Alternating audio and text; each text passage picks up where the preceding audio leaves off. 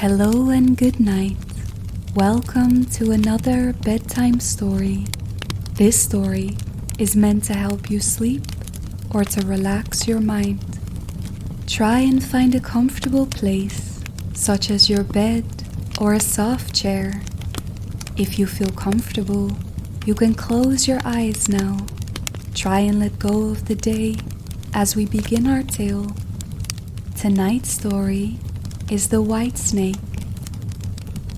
Once upon a time, and for many years, a young servant had lived in quiet devotion to his king, his hands steady in service, his ears attuned to the whispers of the grand halls. He had been but a boy when he first came to the palace, but now he was a man, curious, ambitious, and aware that something unseen had begun calling him forwards. It was time to move on. The king he served was a man of great wisdom, one who seemed to know all that transpired within his kingdom. He could speak of distant disputes before messengers arrived, of harvests before the farmers themselves knew their yield. His people marveled at his insight, whispered of his hidden knowledge. None, however, dared ask how he came to know so much. On the final evening of his service, the young servant carried out his tasks reverently, knowing each would be the last, polishing the silver goblet until it gleamed, tending the embers in the great hearth, and at last, bearing the golden tray that held the king's final meal of the day. On this tray, hidden beneath an ornate cover, was a single white snake, its body curled like a sleeping crescent moon. The servant had long wondered at this secret dish, which the king dined upon alone, never allowing another soul to witness. Curiosity, which had stirred in him for years, could no longer be ignored. As he stood in the empty corridor, his heart thudded with the weight of his decision. With careful hands, he lifted the lid. The white snake lay still, its scales iridescent under the candlelight. With a breath of resolve, he broke off a small piece and tasted it. The world changed in an instant. Voices, soft, rustling, layered over one another, poured into his mind. He turned, startled, only to see a pair of sparrows perched on the high windowsill, conversing in hushed, urgent tones. "The queen's ring is lost," one chirped. "A terrible misfortune," the other replied. "The king is sure to suspect treachery." A shiver ran through him. He understood them. He understood the birds. The next morning, as the castle stirred with panic over the missing ring, the young servant, now holding knowledge he did not yet fully comprehend, stepped forwards with quiet certainty. He requested to search the royal dining chamber. The king, trusting his loyal servant, allowed it. Guided by something deeper than sight, the servant listened to the scurrying beneath the floorboards, the rustle in the stone walls.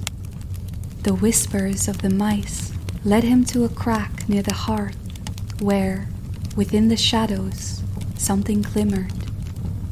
Reaching inside, his fingers closed around the lost ring. When he returned it to the king, there was both awe and suspicion in the royal gaze.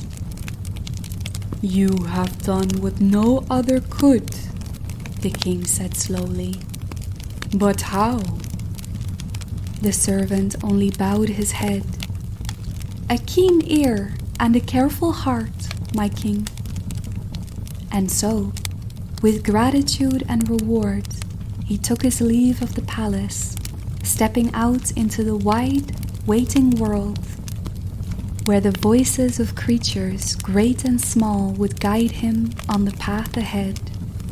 His journey led him first into a dense, vast forest, where trees whispered in the wind, and the undergrowth rustled with unseen life. As he followed a winding path along a riverbank, he heard frantic splashing and cries of distress. Looking down, he saw a school of fish caught in the reeds, their silver bodies flashing as they struggled. "Please help us! The water is too low! We are trapped!" Without hesitation, he waded in, loosening the reeds and clearing a path for the fish to swim free. "Thank you," they gurgled as they darted away. "Should you ever need us, call upon the water and we will come." Further along, the servant came upon a great stretch of earth, trampled and torn. A colony of ants rushed back and forth, their voices rising in distress. "Our home is ruined. The riders have crushed our hill, and we cannot gather food because the rains come." Moved by their plight, the servant knelt and carefully rebuilt the mound, smoothing the soil and uncovering buried grain. The ants swarmed around him in gratitude. "You have saved us. If ever you need our aid, simply call and we will come." As the sun dipped towards the horizon, the servant came to the edge of the forest, where he found 3 young ravens perched on a fallen branch, their feathers ruffled and their cries weak. "Our parents have abandoned us. We are too small to fly, and we will surely starve." Gently, the servant took out the small loaf of bread he carried and crumbled it for the ravens. They pecked eagerly, strength returning to their frail bodies. "You have given us life. Should you ever need us, look to the sky, and we will answer." With a heart full of wonder, the servant pressed onwards, carrying the voices of the fish, the ants, and ravens with him, till at last he came upon a grand city, the heart of a neighboring kingdom. As he wandered the bustling streets, he heard the excited murmurs of the townspeople. They spoke of the king's daughter, a princess of rare beauty, but one whose heart remained untouched.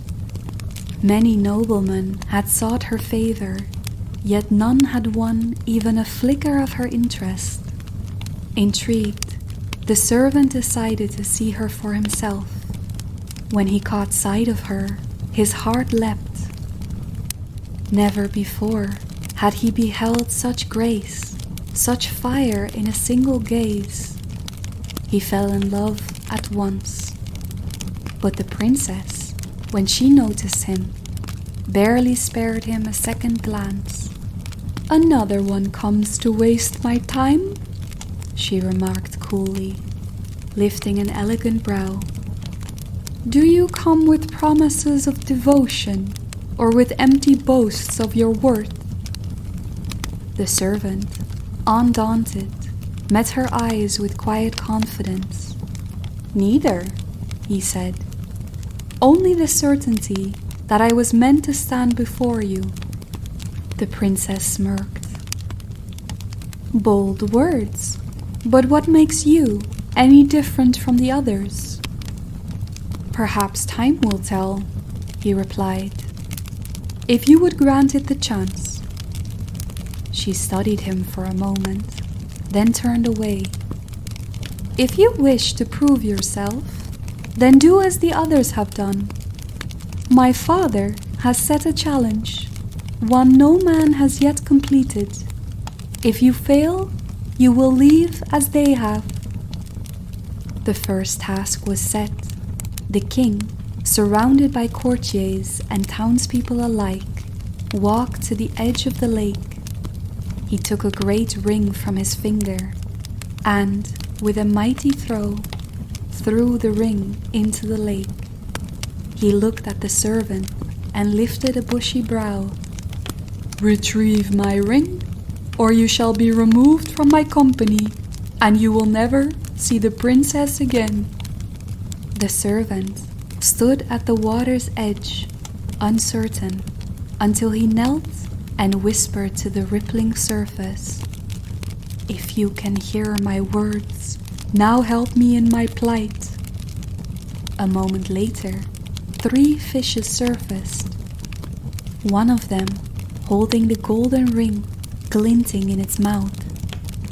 The townspeople shouted, the courtiers murmured, the princess and her father exchanged looks. Would she have to be wed to a servant? They were not yet willing to admit defeat. A second challenge was devised, this one by the princess herself. She ordered 3 sacks of grain to be brought to a lush meadow outside the city gates. She herself, together with her maidens, spread the grains on the fields. Then she ordered him to gather the field's worth of scattered grain by dawn. "If you are truly worthy," she said, "you will find a way." Then she turned around and swept back into the city. The servant worked until dark. He was starting to feel defeated. How was this task to be fulfilled? Then exhaustion overtook him, and he fell into a deep sleep. But when he awoke, he saw 3 sacks filled to the brim with golden grain. As he looked around, he saw an army of tiny ants leaving the field, the last one waving a tiny arm at him, and the words came into his mind, "You helped us in our hour of need. Now we have repaid you." But still, the princess was not yet ready to yield. How could a mere servant become her consort and equal? "If you are truly worthy, you will do one more impossible thing for me," she snapped.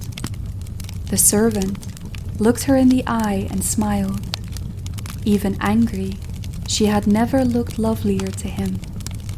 "Find me a golden apple from the silver tree at the end of the world," she commanded. The servant bowed and without a word set out on his journey. As he reached the edge of the forest, the ravens he had once aided returned to him. "We have flown across distant lands and found the fabled tree," they said. "We have now repaid you for your kindness." And in their talons, they were bringing him 1 golden apple. Expressing his gratitude, the servant returned to the king's palace and, once more, requested an audience with the king and his daughter. When he placed the apple before the princess, she lifted a delicate brow and was silent for a while, observing the servant. Here stood one who had done what nobler heads had failed to do. She asked, "Why should you, a mere servant, be worthy of my hand?" He met her gaze steadily. "Because I have listened, I have learned, and I have proven my worth, not through birth, but through action." The princess looked at him intently. Then, taking the apple, she cut it in half, offering 1/2 to the servant and keeping the other half for herself. At last, she smiled. "Then perhaps you are worthy after all." The end. Thank you for listening to this bedtime story. I hope you enjoyed the tale tonight. If you did, please like the video and subscribe to the channel for more audiobooks and tales to come. Until next time.